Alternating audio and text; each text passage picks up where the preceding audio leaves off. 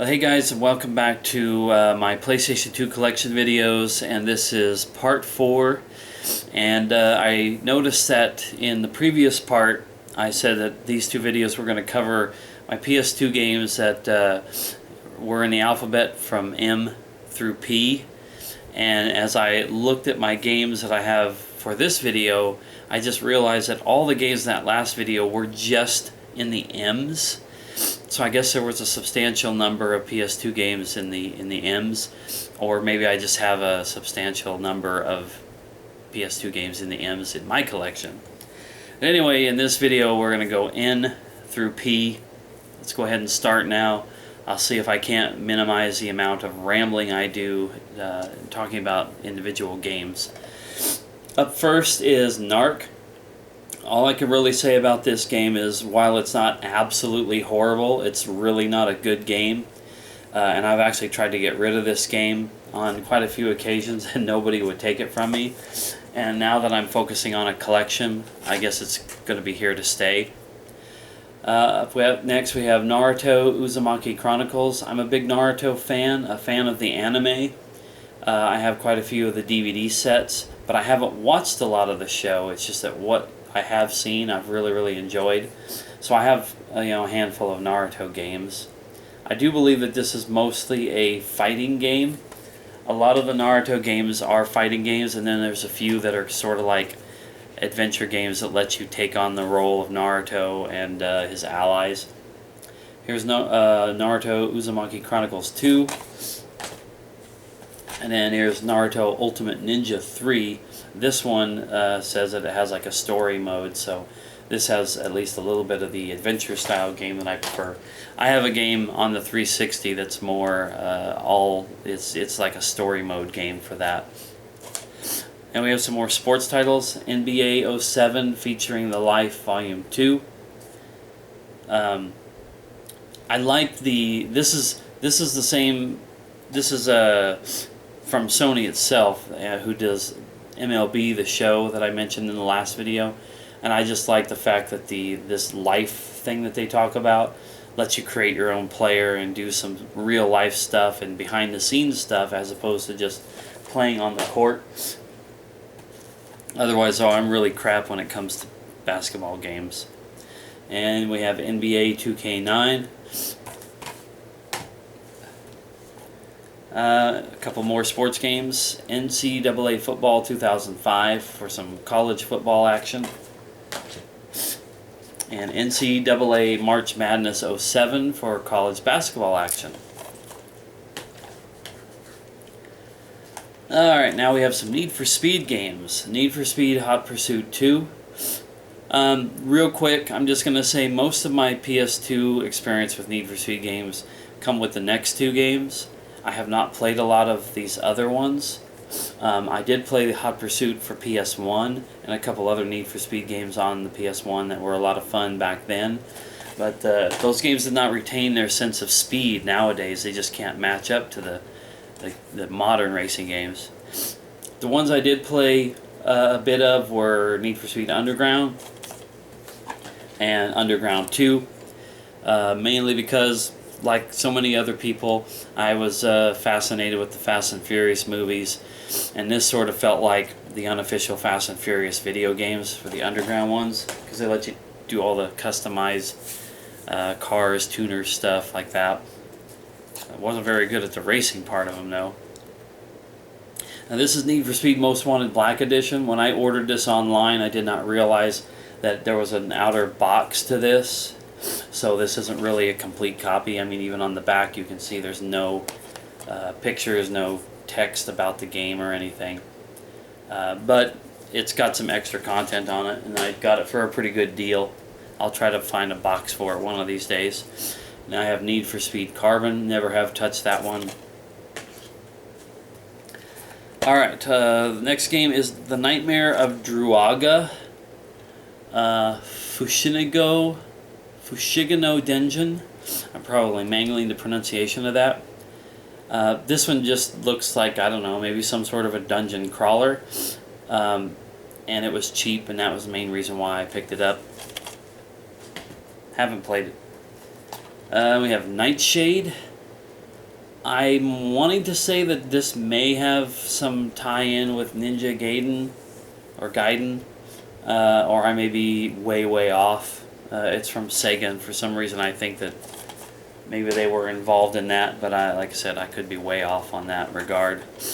Alright, up next is Obscure, and Obscure the Aftermath, which is an unopened, still sealed copy. I've played at least the first one several years back. They're just kind of not on par with Silent Hill or Resident Evil survival horror games, but they're still fun, have some interesting concepts to them. And we have Odin Sphere, which is an Atlas game that I really enjoy this game, but I haven't given it much of the attention that it deserves. But it's a very different style of game than what I'm used to. But the artwork on this is amazing. It's a great looking game, worth it almost just for that, but it is fun too. And speaking of a fun game with great artwork, we have Okami, which is a beautiful game with a very interesting control scheme with the whole paintbrush aspect, letting you, like, for example, if you need to cut down a tree, you select your paintbrush in the game and you slice it across the tree and it causes it to fall over. It's really interesting and unique ways of implementing a brush stroke gameplay style.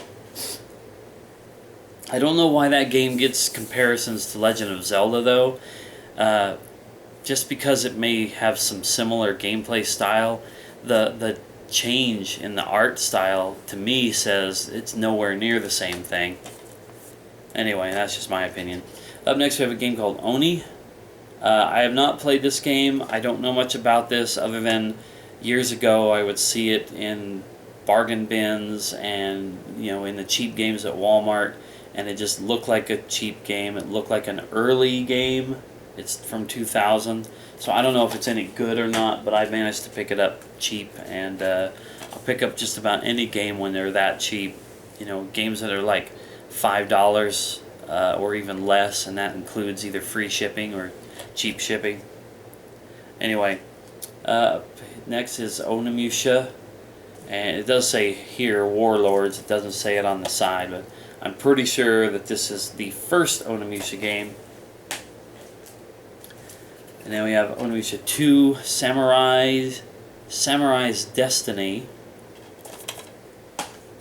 and Onimusha 3, Demon Siege. It's funny how they have these little taglines on the front, but not on the side. This one has Jean Reno in it, which is pretty cool. I've not played the Onimusha games. I remember reading about them a long, long time ago. They are from Capcom. And it looked like they had a similar gameplay style as like Resident Evil and games like that. And so I decided I wanted to have them in my collection, but I have not got to play them yet. Up next is a game for the iToy called Operation Spy. I am currently in the hunt for an iToy. We actually have an iToy, brand new, unopened iToy at my Walmart, clearance right now for $19. And I really think it should be cheaper than that because it's been $19 for like 2 years. The case is horrible, but I don't have any intention of keeping it in the packaging. I would like to actually open it up and use it from time to time. And that's why I've picked up this game, and I would pick up other iToy games if I would ever get one. But this one was something I got cheap off of Walmart.com, just a couple of dollars. Up next is Orphan, Scion of Sorcery. I don't know anything about this. Once again, this is an early game. It's from 2000. I've always just looked at it in stores and thought to myself, kind of a cheesy, older, early game that probably isn't all that good. I don't know if it's any good or not, though, because I haven't played it. Up next is The Operative, No One Lives Forever. These games, this No One Lives Forever series, get a lot of love. I played a little bit of one day and I was like, it's alright. And we have Phantom Brave. Another one of those games I would throw into my, oh look, it's an RPG game that might give me some fun at some point down the road. The back of the case so looks a lot like it has strategy elements to it, which means it would probably be a little tiring and tedious for me. And we have MTV Pimp My Ride Street Racing. I was actually just trying to find the original Pimp My Ride game and thought this was it, and I ordered this one, and I found out that this was kind of like a sequel. Not that either game was really all that good, but I think this one is rated pretty badly. Alright, here is a budget game. This is Pirates, Legend of the Black Panther. This is a sealed copy, hasn't been opened, but I have played this, and it plays like a budget title. But the next game that I have with the word Pirates in the title, The Legend of the Black Cat, this is a game that I really love. I think that this is kind of an overlooked game. It's a pirate-style game, and when I can get into a pirate-style game as being one of those guys who sides with ninjas, then there's something to it. It's got a really good boat battle system in it, and then otherwise it's just kind of like a hack and slash and loot style game with this female pirate by the name of Black Cat. It has an interesting story to it, a lot of diverse enemies. I don't know, it's a pretty good game. And we have a game here called The Plan, or TH3. I don't know why the stylization of that. But this is a budget title game for sure. This is an unopened copy. This used to float through Walmart a lot for like $10, even a handful of years ago. I don't know anything about it. I don't know if it's any good or if it's crap.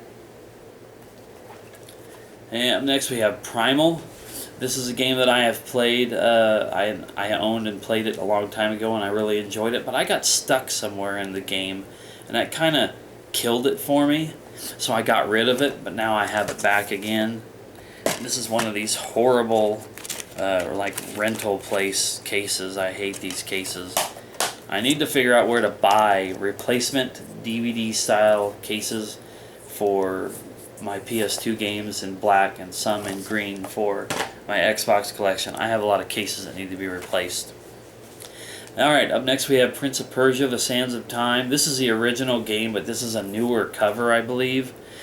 I believe that this cover may have came out a little closer to the time that either the movie came out or one of the newer console generations Prince of Persia's came out, and they changed the cover for this greatest hits version.